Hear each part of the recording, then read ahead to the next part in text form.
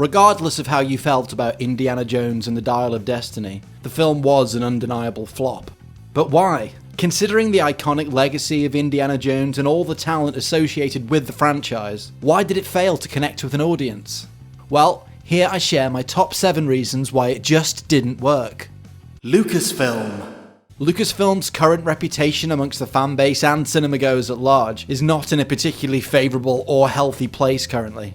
It's pretty evident that ever since The Last Jedi, there has been a monumental dip in quality regarding Lucasfilm's output. Not to say that the prior released Force Awakens or Rogue One were masterpieces, as they both had their issues, particularly Force Awakens, but they were, in my opinion, still good, at least to a certain degree.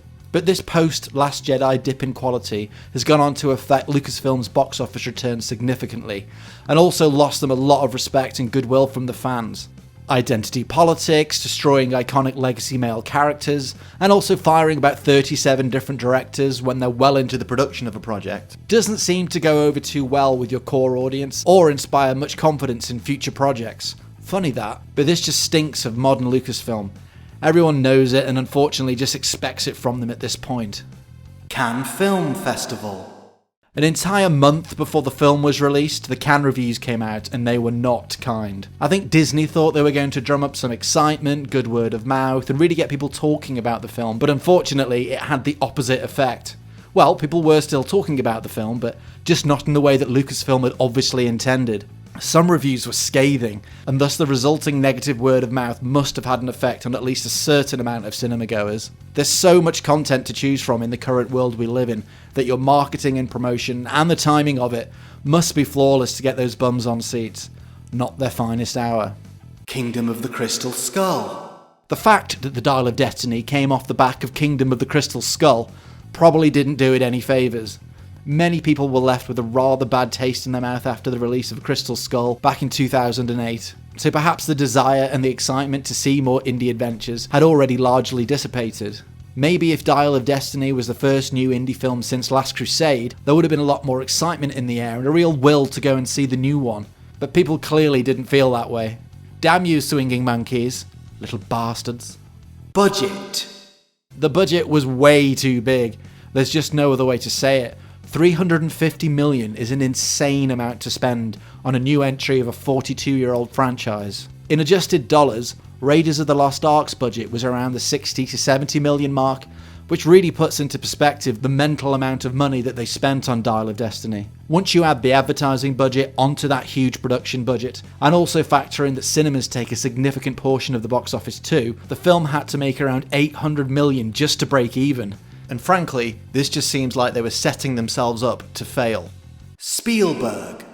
It'd be silly not to address the loss of the sole director of the first 4 films. This would be notable if it was any director, but when you acknowledge that it's Steven Spielberg we're talking about, it can't not be massively significant. Initially, however, I did feel that if Spielberg didn't have the drive and the passion to do another indie, yet another one was definitely getting made, then handing it to a younger director who's energised and excited to do an Indy 5 was probably the best move. The director of Dial of Destiny, James Mangold, has directed some truly great films, from Copland to Ford vs Ferrari to Logan, so I did think we were in good hands, but alas, we got what we got. Would or could it have been better if Spielberg was still at the helm? It's something we'll never truly know, but with everything previously mentioned, maybe not. Despite Spielberg's massive talent, it just might not have been enough. Fan base. The core fan base for indie will now be people ranging from their late 30s into their 60s, thus there's a good argument to be made that young people just weren't that interested, which is a shame, but understandable. Indiana Jones is not something that has been constantly and consistently releasing media year in, year out over the last decade or two, so children, teenagers, and even many in their 20s won't have grown up with it and thus won't have their own nostalgia for it, and that's going to reflect in their desire to leave the house and buy a ticket. I'm sure there are some young fans out there, but this time, indie just wasn't filling the screens with people of all ages like it used to back in the 80s. There were even many reports of cinema showings being only a quarter full at best on the opening weekend. Sad times, for show. Let things lie. It pains me to say it, but perhaps some things should just be left in the past. The original trilogy were huge blockbusters in their day and are still beloved by many, But now, with the lead star in his 80s and an Indiana Jones finding himself with a very different cinematic landscape to inhabit, with the advent of streaming services, the vast array of superheroes, rising ticket prices, pandemics, young people that aren't familiar with the IP, etc, etc, etc, maybe the 1980s were the best place for indie. Many sequels to classics from the past have been failures, and with everything previously mentioned stacked against it, Indy 5 was just a sitting duck for another bad case of sequelitis in every respect.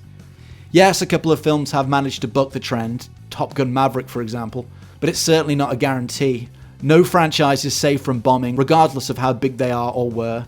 And though Top Gun Maverick was very successful, maybe if Tom Cruise had released a Top Gun film 10 or 15 years ago that most people hated, as Lucasfilm did with Crystal Skull, Top Gun Maverick may not have been the success it was.